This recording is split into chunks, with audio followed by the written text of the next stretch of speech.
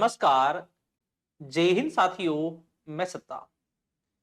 आज का हमारा टॉपिक है 1919 का अधिनियम। और आज हम इस अधिनियम के बारे में विस्तार से जानने की कोशिश करेंगे। जी हाँ, और ये बड़ा महत्वपूर्ण टॉपिक है जो 1919 का अधिनियम है। इस अधिनियम के समय कौन कौन सी घटनाएं घटी थी जो आपकी परीक्षा की दृष्टि से बड़ा महत्वपूर्ण है। जब इस अधिनियम की बात की जाती है तो इसे मॉन्टेग्यू चैम्सफोर्ड अधिनियम भी कहा जाता है, क्योंकि मॉन्टेग्यू इस समय भारत के सचिव थे और भारत के वायसराय थे चैम्सफोर्ड। इसलिए मॉन्टेग्यू चैम्सफोर्ड अधिनियम भी इसे कहा जाता है। पहली बार 1773 से लेकर अर्थात रेगुलेटिंग एक्ट से लेकर 1919 तक, इससे पहले कभी भी उत्तरदायी शासन की बात नहीं की गई थी।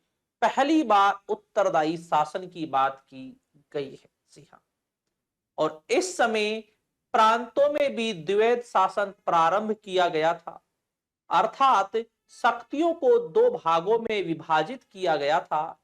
एक थी आरक्षित और दूसरी थी हस्तांतरित।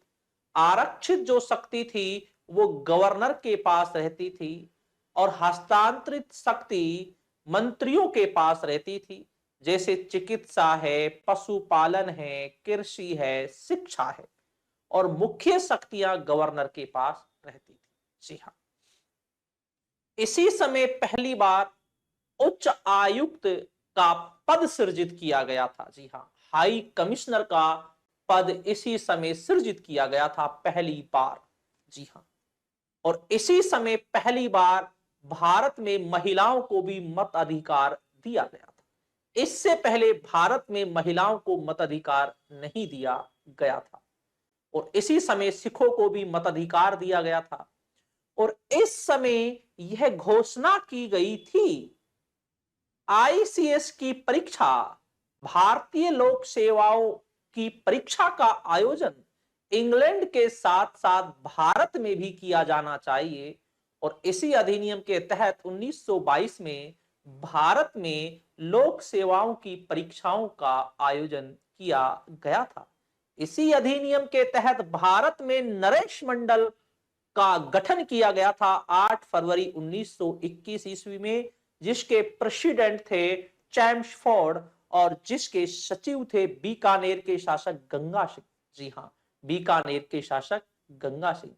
तो आज हम इस अधिनियम के तहत जो मुख्य घटनाएं हैं उन सभी के बारे में विस्तार से जानने की हम कोशिश करेंगे। जी हाँ, हम बात करते हैं यह अधिनियम। सबसे पहले तो यह अधिनियम क्यों बनाया गया था। इस समय भारत में होम रूल, भारत में इस समय होम रूल आंदोलन चल रहा था। होम रूल आंदोलन भारत में इस समय चल रहा था। और ये जो होम रूल आंदोलन है भारत में 1916 ईस्वी में जो चल रहा था, जिसे एनी बेसेंट और बाल गंगाधर तिलक चला रहे थे। इसमें होम रूल आंदोलन का भी इस पर बहुत ज्यादा प्रभाव था। जी हाँ, इसके बाद मॉन्टेग्यू घोषणा। जब हम मॉन्टेग्यू घोषणा की बात करते हैं, घोषणा 20 अगस्त 1917, 20 अगस्त 1917 को यह घोषणा की गई थी। और आपकी जानकारी के लिए बताएं, इस मॉन्टेग्यू घोषणा के तहत ही 1919 का अधिनियम बनाया गया था। ठीक है, यह घोषणा की जाती है मॉन्टेग्यू घोषणा। और यह घोषणा इसीलिए की जाती है कि जो भारत में जो बनाया जाएगा अधिनियम उसी के लिए की जाती है। हम बात करते हैं इस समय भारत सचिव, इस समय भारत जो सचिव थे वो थे मॉन्टेग्यू। मॉन्टेग्यू जो थे, मॉन्टेग्यू ये भारत सचिव थे। और भारत के जब वायसराय की बात की जाती है तो भारत के वायसराय थे इस समय चैम्सफोर्ड। चैम्सफोर्ड, ये चैम्सफोर्ड इस समय भारत के वायसराय थे। और इन्हीं के नामों के आधार पर इस अधिनियम को Montague Montague Chelmsford Montague Chelmsford अधिनियम भी कहा जाता है। मॉन्टेग्यू चैम्सफोर्ड अधिनियम भी इसे कहा जाता है। हम कहते हैं इन दोनों के नाम के आधार पर इसे मॉन्टेग्यू चैम्सफोर्ड अधिनियम भी कहा जाता है, 1919 के अधिनियम को। ठीक है, इसके बाद 1919 ईस्वी में अधिनियम तैयार किया गया। अधिनियम तैयार किया गया।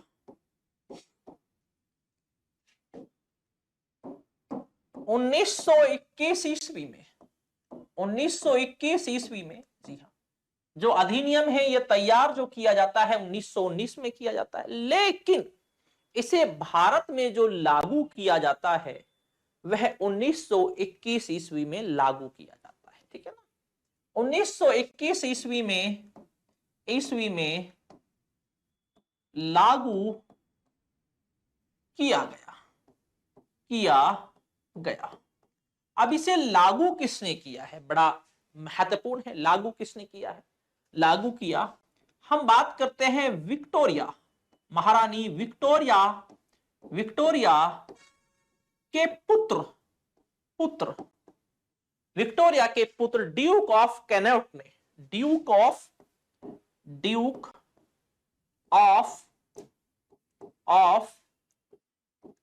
कनोट ने इसे लागू किया।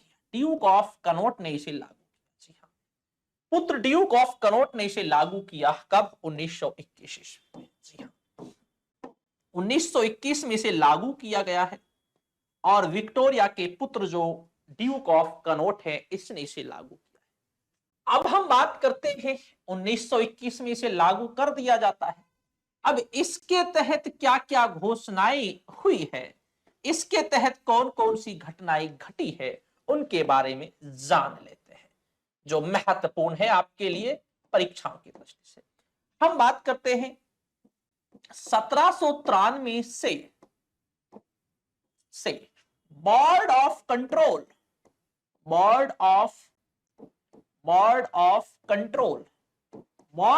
कंट्रोल के सदस्य और भारत सचिव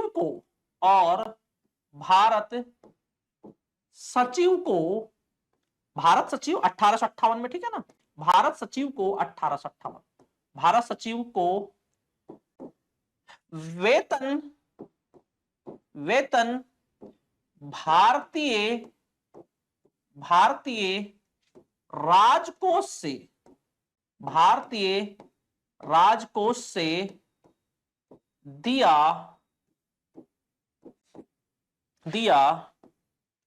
जाता था, लेकिन 1919 के एक्ट के तहत किससे दिया जाएगा? ब्रिटिश राजकोष से दिया जाएगा। ब्रिटिश राजकोष से हम बात करते हैं अभी तक जो वेतन था बोर्ड ऑफ कंट्रोल के सदस्यों को जो वेतन दिया जाता था वे भारतीय राजकोष से दिया जाता था। बोर्ड ऑफ कंट्रोल के जो सदस्य थे, 6 सदस्य थे।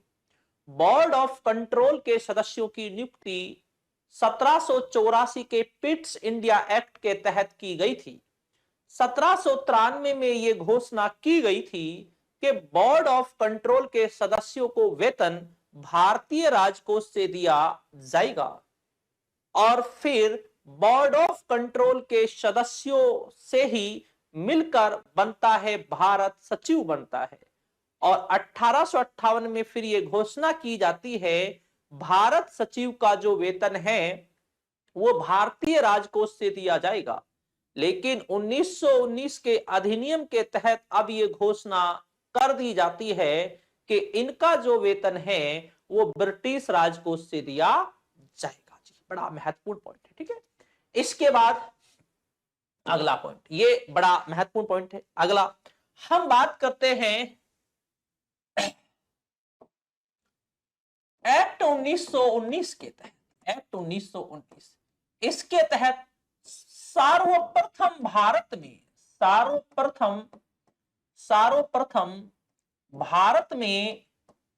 भारत में हाई कमीशन उच्चायुक्त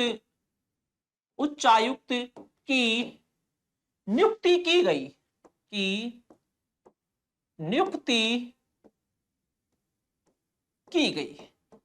हाई कमिश्नर की जब हम बात करते हैं, इस हाई कमिश्नर की जो नियुक्ति की जाती है वो की जाती है 1919 के अधिनियम के तहत की जाती है। सबसे पहले हाई कमीशन की नियुक्ति। अब हम ये भी बात कर लेते हैं कि भारत का पहला हाई कमिश्नर कौन था, उच्चायुक्त कौन था। ठीक है ना, विलियम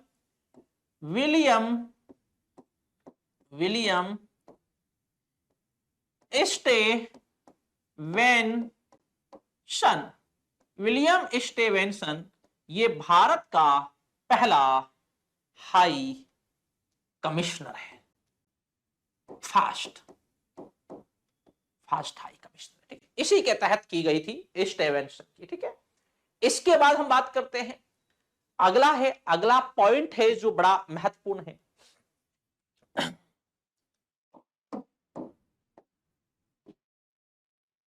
एक्ट 1919 के तहत सर्वप्रथम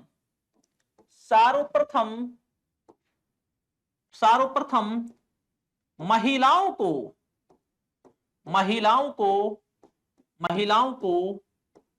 मताधिकार दिया गया।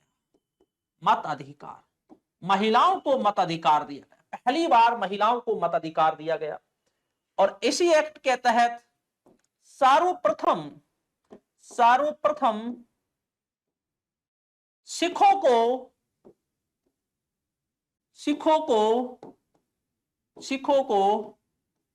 पृथक मताधिकार दिया गया। पृथक मताधिकार दिया गया। हम बात करते हैं सिखों को भी जो पृथक मताधिकार दिया जाता है इसी अधिनियम के तहत दिया जाता है। सिखों को भी पहली बार मताधिकार दिया गया था इसी अधिनियम के तहत, और इसी अधिनियम के तहत दिया गया था महिलाओं को। ठीक है ना, और हम बात करते हैं मतदान की आयु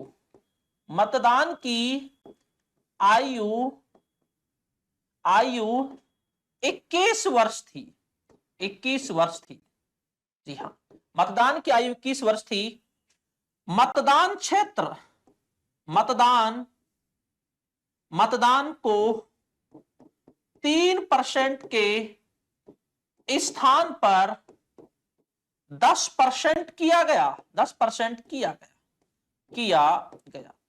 पहले जो मतदान था केवल 3% लोगों को प्राप्त था, अब 3% के स्थान पर कितना कर दिया गया है, 10%। मतदान को बढ़ाया गया है, 3% के स्थान पर 10% किया गया है।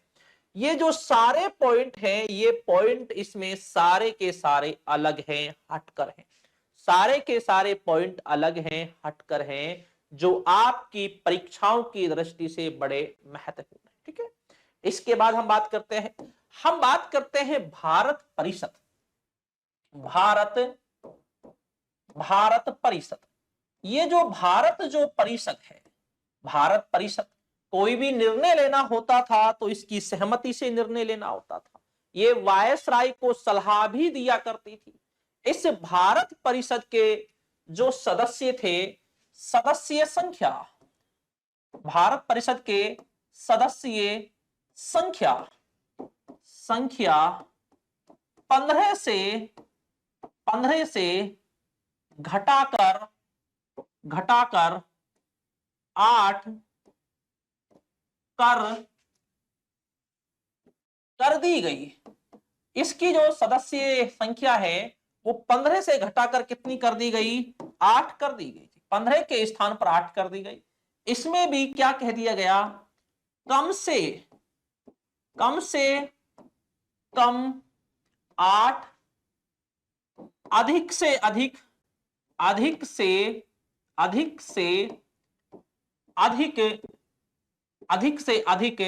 कितनी? 12। जी हाँ, कम से कम 12 होगी, 8 होगी और अधिक से अधिक 12 सदस्य संख्या होगी। किसकी? भारत परिषद की होगी। ये यहां पर घोषणा कर दी गई है। ठीक है, अब है इसके कार्यकाल की बात की जाती है। इसका कार्यकाल कितना है? भारत परिषद के सदस्यों का, भारत परिषद के सदस्यों का कार्यकाल 7 वर्ष से घटाकर 5 वर्ष कर दिया। 5 वर्ष कर दिया। अब इसका जो कार्यकाल है कितना कर दिया है? 5 वर्ष कर दिया है। पहले कितना था? 7 वर्ष था। ठीक है, बड़ा महत्वपूर्ण पॉइंट है ये भी। 7 वर्ष से घटाकर 5 वर्ष कर दिया है। भारत परिषद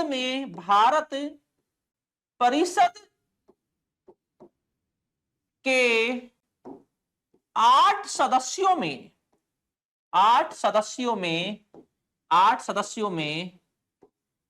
कम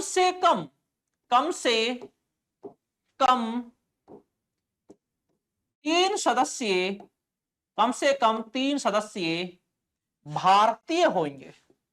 कम से कम 3 सदस्य भारतीय होंगे। जी हाँ, इसके जो 3 सदस्य हैं वो क्या होंगे? कम से कम भारतीय रहेंगे। जी हाँ, 3 सदस्य कम से कम भारतीय रहेंगे भारत परिषद का। ये भी इस समय घोषणा कर दी गई। जी हाँ, ये भी इस समय घोषणा कर दी गई। ठीक है, इसके बाद हम बात करते हैं, अब है केंद्रीय की हम बात करते हैं। भाई केंद्र में क्या क्या व्यवस्थाएं की गई थी? जी, केंद्रीय शासन, केंद्रीय प्रशासन। अब जो ये केंद्रीय प्रशासन है इसमें क्या क्या परिवर्तन इस समय किया गया?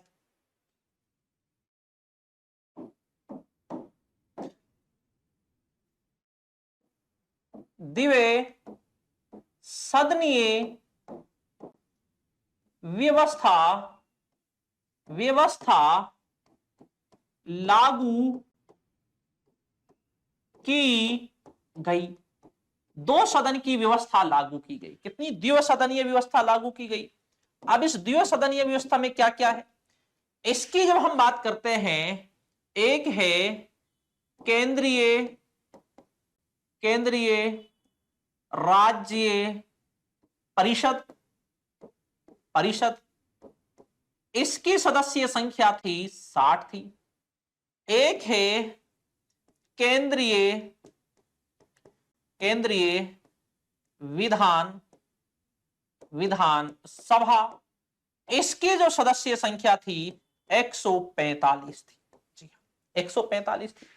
अभी तक हम बात करते हैं, अभी तक केवल हम केंद्रीय राज्य परिषद के बारे में पढ़ते आए थे। जी हाँ, इसके बारे में हम पढ़ते आए थे। इसकी सदस्य संख्या पहले 8 और 12 के लगभग थी, फिर 16 थी, फिर 60 कर दी जाती है इसकी सदस्य संख्या। तो इसके बारे में हम पढ़ते आए थे। ठीक है, लेकिन अब हम केंद्रीय विधानसभा के बारे में भी हम क्या कर रहे हैं? पढ़ रहे हैं। ठीक है ना, इसमें भी हम बात करते हैं जो बड़ा महत्वपूर्ण पॉइंट है। इसकी भी हम बात करते हैं, इनका कार्यकाल की भी हम बात करते हैं। कार्यकाल, कार्यकाल, इसका कार्यकाल था 5 वर्ष, इसका कार्यकाल था 3 वर्ष, इनका कार्यकाल भी है। इसमें भी क्या है, अब जो ये केंद्रीय राज्य परिषद है, इसमें भी क्या है, जो ये 60 सदस्य है, जो ये 60 सदस्य है, इसमें भी क्या है, इसमें जब हम बात करते हैं 27 सदस्य, 27 सदस्य जो हैं ये मनोनीत हैं, मनोनीत, और 33 सदस्य जो हैं ये निर्वाचित हैं। 33 सदस्य क्या है, निर्वाचित हैं। जी हाँ, इसमें भी 27 सदस्य मनोनीत हैं और 33 सदस्य क्या है, निर्वाचित हैं। 33 की भी हम बात करते हैं, इन 33 की भी बात करते हैं। 8 जो हैं ये सामान्य सीट से हैं, 8 जो हैं, सॉरी 18 जो हैं ये सामान्य सीट से हैं। इसमें 11 जो सदस्य हैं, 11 सदस्य इसमें क्या है, मुस्लिम है, 11 सदस्य क्या है, मुस्लिम है। 3 सदस्य जो हैं वो यूरोपीय हैं, वो यूरोपीय हैं। 1 सीट इसमें दी है सिखों के लिए, सिखों को 1 सीट दी है, सिखों के लिए दी है। तो ये है, ये जो है, ये है केंद्रीय राज्य परिषद, ये है केंद्रीय राज्य परिषद। ये कौन सी है, केंद्रीय राज्य परिषद। इस तरीके से अब हम विधानसभा की भी हम बात करते हैं, विधान सभा की हम बात करते हैं। इसमें कितनी है, टोटल 145 सीट है, ठीक है, टोटल 145 सीट है। इसमें भी क्या है, इसके बारे में भी हम जान लेते हैं। इसमें से 104 जो हैं वो निर्वाचित हैं, निर्वाचित हैं, निर्वाचित, प्लस 41 जो है वो क्या है, मनोनीत है। 41 क्या है, मनोनीत है। अब इन निर्वाचितों में से हम बात करते हैं, 52 जो हैं वो सामान्य सीट है। जी हां, 30 जो है, 30 पर कौन है, मुस्लिम है, 30 पर कौन है, 30 पर मुस्लिम है। 9 पर यूरोपीय है, 9 पर कौन है, यूरोपीय है, यूरोपीय। 2 पर कौन है, 2 पर सिख है, 2 पर जो है, 2 पर कौन है, सिख है, ठीक है ना। इसके बाद हम बात करते हैं 7 और है, सॉरी 2 पर कौन है, 2 पर, यहां पर कौन है, 2 पर कौन है, सिख है, ठीक है, 2 पर कौन है, सिख है। इसके बाद हम बात करते हैं 7 और है,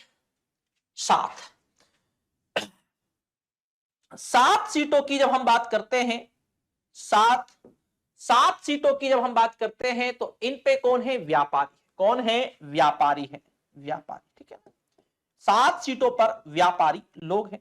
तो इस तरीके से इनको बांट रखा है, ठीक है ना। 82 और हम बात करते हैं 82 और 11 और 18, तो 104 ये हो गई, 104 सीट। इस तरीके से इनका विभाजन कर रखा है। 27 जब हम, 41 जब हम मनोनीत की बात करते हैं, इसमें से किस तरीके से मनोनीत कर रखा है, लेकिन इतना प्रश्न थोड़ा आपके पास थोड़ा इतना गहराई से प्रश्न नहीं आता है, लेकिन फिर भी हम जान लेते हैं। इनमें भी हम बात करते हैं जो 26 हैं, जो 26 हैं वो 26 क्या है, वो सरकारी है, ठीक है। 26 कौन है, सरकारी है, और 15 जो है वो गैर सरकारी है। तो इस तरीके से भी इसको डिवाइड कर रखा है, ठीक है। तो इनका कार्यकाल कितना है, 3 वर्ष का है, ठीक है। विधानसभा की टोटल 145 सीटें हैं, 104 इनमें निर्वाचित हैं और ये 41 इसमें मनोनीत हैं। केंद्रीय राज्य परिषद की हम बात करते हैं 60 सीटें हैं, कार्यकाल इसका 5 वर्ष है। इस तरीके से 2 सदनों में इसकी केंद्रीय व्यवस्था जो है वो कितने सदनों में बढ़ जाती है, 2 सदनों में इसकी केंद्रीय व्यवस्था इसकी बढ़ जाती है, ठीक है ना, 2 उसमें बढ़ जाती है केंद्रीय व्यवस्था। तो इस तरीके से ये केंद्रीय शासन है, ठीक है ना। इसके बाद इसी तरीके से इन्होंने प्रांतों में भी डिवाइड कर रखा है। किसमें कर रखा है, प्रांतों में। प्रांतीय व्यवस्था, प्रांतीय व्यवस्था, प्रांतीय व्यवस्था की भी बात करते हैं। यहां पर द्विसदनीय, यहां पर दोहरा शासन भी दिखाई देता है। दोहरा शासन क्या दिखाई देता है, प्रांतों में दोहरा शासन दिखाई देता है, ठीक है ना। अब ये जो प्रांतीय है, प्रांतीय की जब हम बात करते हैं तो यहां पर दो चीजें हैं मेन, ठीक है ना। और यहां पर शक्ति जो है दो भागों में बटी हुई है। एक है आरक्षित शक्ति है, आरक्षित। ये जो आरक्षित है ये गवर्नर के पास है। किसके पास है? गवर्नर के पास है। एक है हस्तांतरित, ये हस्तांतरित जो शक्ति है ये मंत्रियों के पास है। किसके पास है? मंत्रियों के पास। अब यहां पर की जाए, गवर्नर के पास मुख्यतः वो पावर है जो बड़े पावरफुल हैं, जैसे सुरक्षा संबंधित मामले हैं। इसके पास क्या क्या है? शिक्षा है, इसके पास शिक्षा है। इसके पास अस्पतालों की व्यवस्था है, इसके पास अस्पताल से संबंधित अधिकार है। इसके पास कृषि संबंधित पावर है। क्या है? कृषि संबंधित पावर है। और हम बात करते हैं ये दोहरा शासन, लियोनिस कार्टियस ने ये इसके जनक है। दो भागों में बांट रखा है। और हम बात करते हैं प्रांतीय व्यवस्था 8 राज्यों में लागू किया गया। प्रांतों में दोहरा जो शासन है प्रांतों में दोहरा शासन जो है ये इसी समय लागू किया गया था। प्रांतों में दोहरा शासन ये भी कब लागू किया गया था? ये लागू किया गया था 1919 के अधिनियम के तहत। एक आरक्षित शक्ति जो गवर्नर के पास थी, एक हस्तांतरित शक्ति जो मंत्रियों के पास थी। मंत्रियों के पास केवल ऐसे पावर थे जो ज्यादा ऐसे उपयोगी नहीं थे, जिससे देश को कोई खतरा नहीं था। ठीक है, तो इस तरीके से इनको डिवाइड कर रखा था और 8 प्रांतों में इसे लागू किया गया था। और जैसे जैसे बड़े बड़े प्रांत थे तो उसमें 140 के लगभग सीटें थी, बाकियों के पास ज्यादा नहीं था। ठीक है, इसके बाद हम बात करते हैं एक्ट 1919 के तहत लोक सेवाओं से संबंधित जी हाँ, इस समय घोषणा की गई है ब्रिटेन के साथ भारत में भी लोक सेवाओं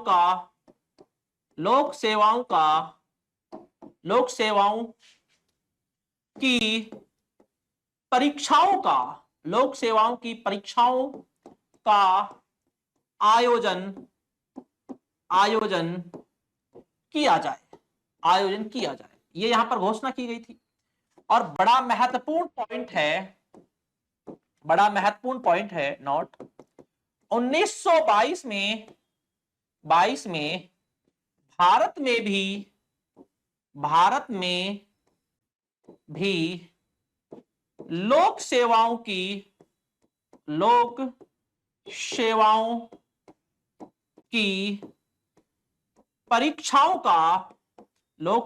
परीक्षाओं का आयोजन किया गया। भारत में भी लोक सेवाओं की परीक्षाओं का आयोजन कब किया गया है? सबसे पहले 1922 में किया गया है। लेकिन लोक सेवाओं की परीक्षा ब्रिटेन के साथ साथ भारत में भी होनी चाहिए, ये बात 1919 के अधिनियम में कही गई थी। और इसी अधिनियम के तहत 1922 में भारत में भी लोक सेवाओं की परीक्षाओं का आयोजन किया गया था। मोस्ट इंपॉर्टेंट पॉइंट, ठीक है ना। नरेश मंडल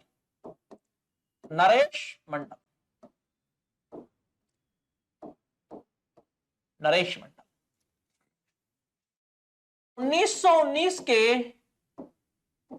अधिनियम के तहत 1919 के अधिनियम के तहत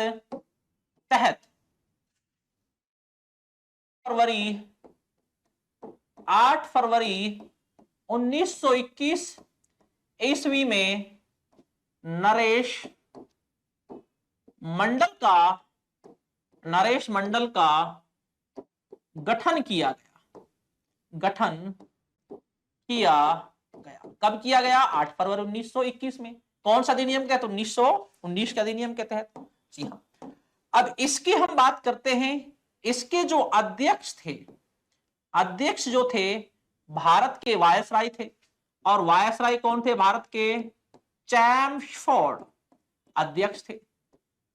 सचिव की बात की जाती है, इसके जो सचिव थे, सचिव वो थे बीकानेर के शासक, बीकानेर के शासक थे जिसका नाम था गंगा सिंह, गंगा सिंह। और ये वही गंगा सिंह है जो प्रथम विश्व युद्ध में अपनी ऊंटों की सेना लेकर गए थे, अंग्रेजों की सहायता के लिए अपनी ऊंटों की सेना लेकर गए थे। ये वही गंगा सिंह, जी हाँ, ये वही गंगा सिंह है। तो ये था 1919 का अधिनियम। पहली बार प्रांतों में द्वैत शासन चालू किया गया था। पहली बार प्रांतों में द्वैत शासन जो चालू किया गया था, दोहरा शासन या द्वैत शासन, द्विवेद शासन जो चालू किया गया था प्रांतों में, पहली बार 1919 के अधिनियम के तहत चालू किया गया था। एक आरक्षित और एक हस्तांतरित, तो इस तरीके से किया गया था। तो यह था 1919 का अधिनियम, जो आपकी परीक्षाओं की दृष्टि से बड़ा महत्वपूर्ण है, क्योंकि ये जो संवैधानिक जो विकास हैं, इनमें से प्रश्न बहुत ज्यादा पूछे जाते हैं। और इनसे एक जो आधुनिक काल का जो एक इतिहास है, उस इतिहास को जानने में बहुत ज्यादा सहायता मिलती है। इसीलिए हमने संवैधानिक विकास से संबंधित हमने अलग से ही एक फोल्डर बना रखा है, जो आपकी परीक्षाओं के लिए, परीक्षाओं को देखते हुए ही इन सारी क्लासों को तैयार किया गया है। तो ठीक दोस्तों, शुक्रिया, धन्यवाद और जय हिंद।